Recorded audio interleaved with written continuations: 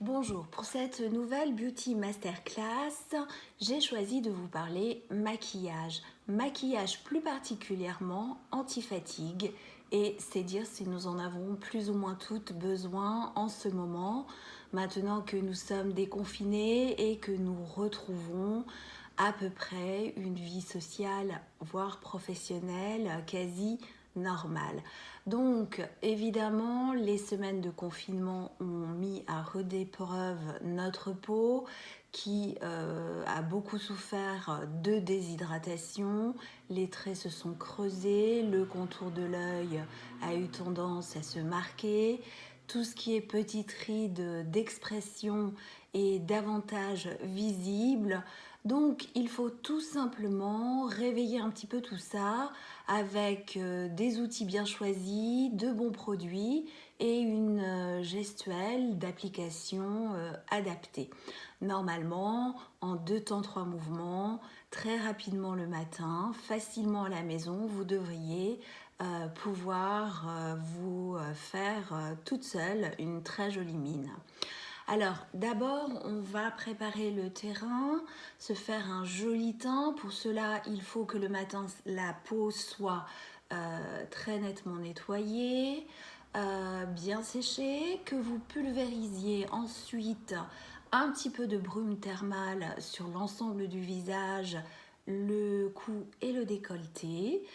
C'est encore mieux si vous avez placé votre spray dans le réfrigérateur car l'effet de l'eau des actifs, de l'eau de soin ainsi que la fraîcheur vont avoir une action naturellement tensioactive.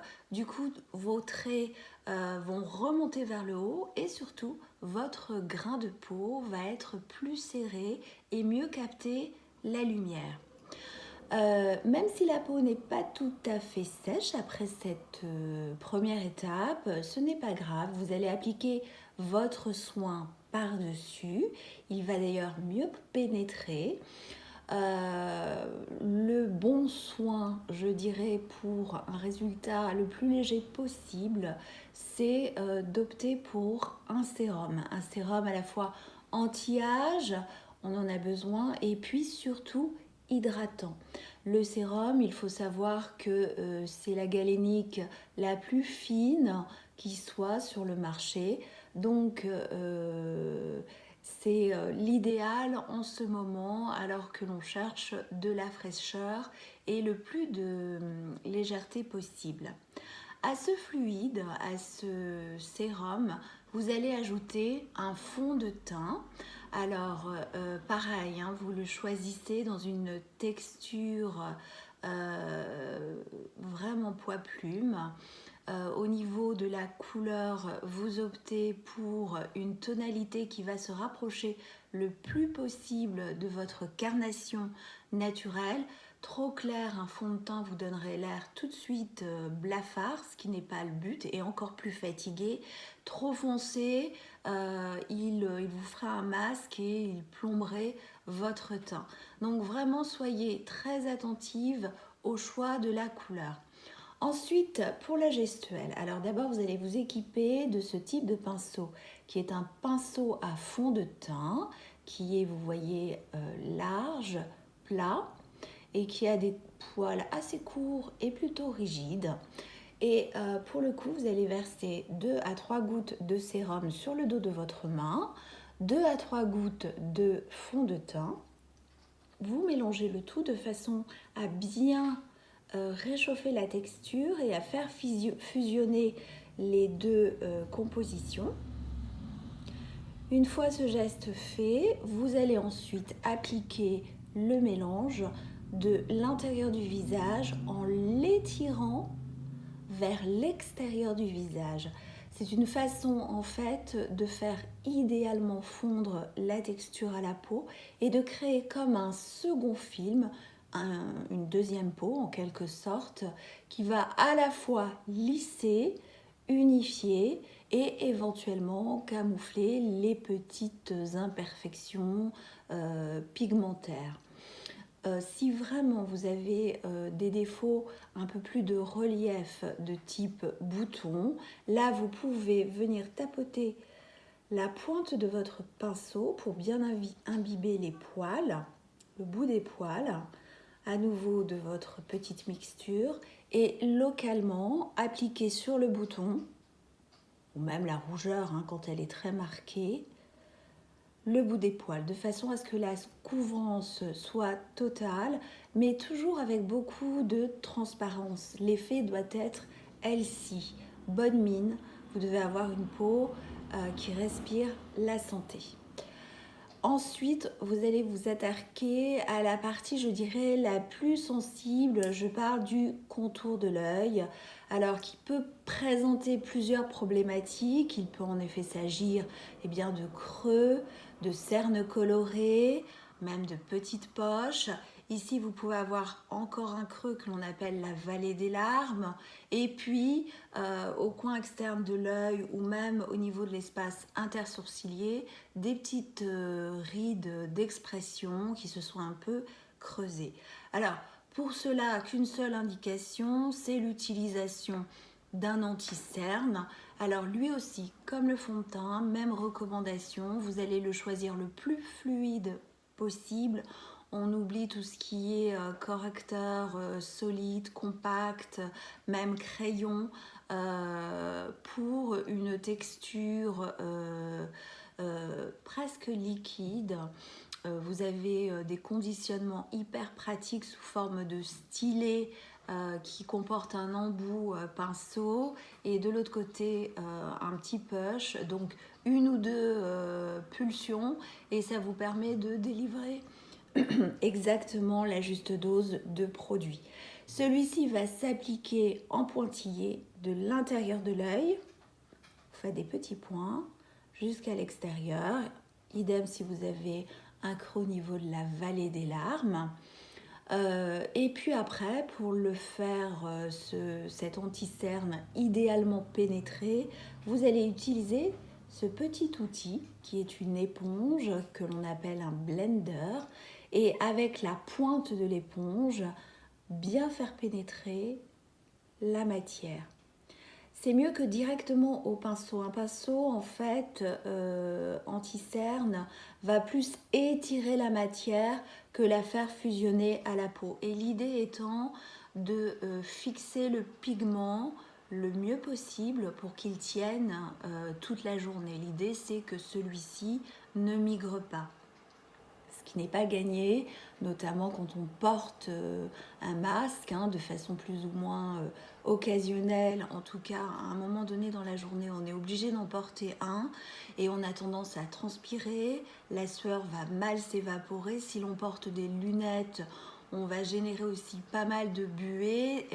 C'est pourquoi il faut vraiment choisir pour l'ensemble de ce maquillage des choses légères mais qui tiennent bien. Au niveau couleur, là, comme le fond de teint, je vous recommande un ton sur ton, voire si vous êtes très marqué, très cerné, un ton un peu plus clair que celui de votre peau.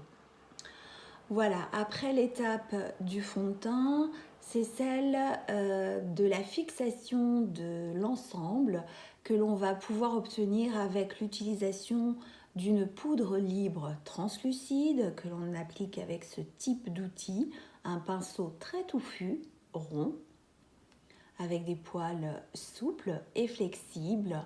Donc vous prélevez un peu de matière directement dans le boîtier, que celui-ci soit ou non équipé d'un tamis. Quoi qu'il en soit, le surplus de poudre, vous allez l'éliminer en tapotant le pinceau sur le dos de votre main. Et ensuite, alors en commençant plutôt par le bas du visage, en passer de façon très aérienne, un peu comme un voile qui viendrait matifier l'ensemble. Et en cours de journée, procéder à des retouches, éventuellement si vous avez transpiré ou si vous voyez que quelques luisances pas forcément très esthétiques se sont installées. Vous faites une petite retouche sur la zone T du visage, c'est-à-dire le front, le nez et le menton. Ensuite, on va ajouter à notre teint un petit peu de couleur, ce qui va nous donner tout de suite cet effet bonne mine dont on a toute envie. Cette fois-ci, c'est de ce pinceau dont vous aurez besoin. C'est un pinceau, encore une fois, assez touffu, rond, mais cette fois-ci avec des poils un tout petit peu plus courts, contrairement à celui de la poudre libre, et légèrement plus rigide. Alors, pour cette couleur que vous allez appliquer, qui n'est autre qu'un blush ou un fard à joues, vous allez choisir plutôt une texture poudrée, légèrement crémeuse. Là encore, pour qu'il y ait une fusion parfaite avec la peau et qu'il n'y ait pas de surcharge ni de démarcation. Donc, vous prélevez directement dans votre boîtier. Là aussi, vous n'hésitez pas à enlever le surplus sur le dos de la main. Vous souriez et sur le bombé de la joue, vous allez effectuer des petits mouvements circulaires de façon à faire monter un rose très naturel au niveau du sourire. Ça va tout de suite remonter les traits. Si vous voulez cet effet flash coup de soleil, mais sans les coups, et comme si vous aviez passé 1 heure ou 2 au grand air, vous allez rajouter un tout petit peu de blush à la racine du front, hein, là où l'implantation des cheveux commence, un peu au bout du nez, et puis à la pointe du menton.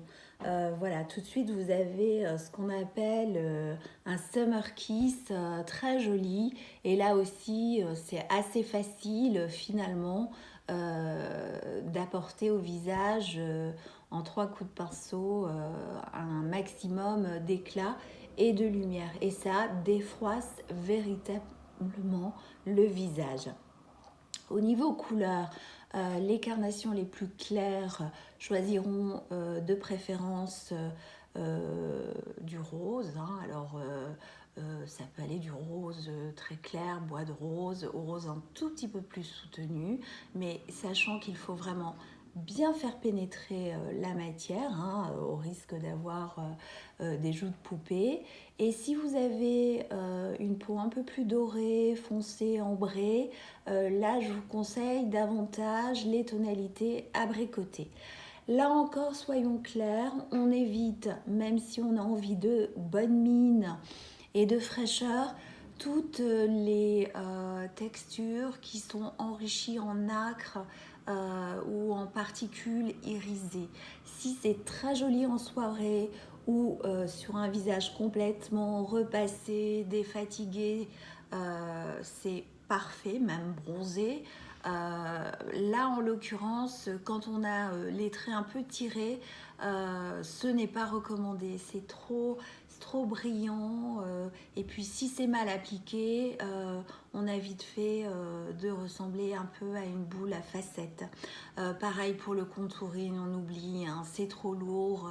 Si c'est mal posé, ça peut encore une fois plomber le teint et vraiment obtenir l'effet contraire de celui recherché. Pour le maquillage du regard, il va être très important parce que c'est lui qui va vraiment, surtout si on porte un masque, éclairer le visage et remonter les traits vers le haut. On va réhabiliter ce petit type d'instrument qui est un recourbe-cils, alors qu'à la condition d'avoir des cils denses, bien fournis et qui n'ont pas tendance à se casser.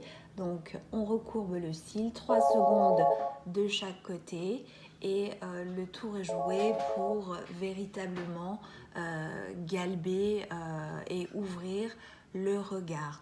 On ajoute 3 à 4 couches de mascara noir, histoire de donner davantage d'intensité. Enfin, on redessine ses sourcils s'ils en ont besoin, avec un peu d'ombre à sourcils que l'on va brosser d'un petit coup de goupillon pour tout mettre en place et enlever le surplus de texture. Enfin, on termine avec un rouge à lèvres plutôt mat, laqué, de couleur gourmande qui va faire sourire l'ensemble du visage. Voilà pour ces petits conseils. À très bientôt pour une prochaine Beauty Masterclass.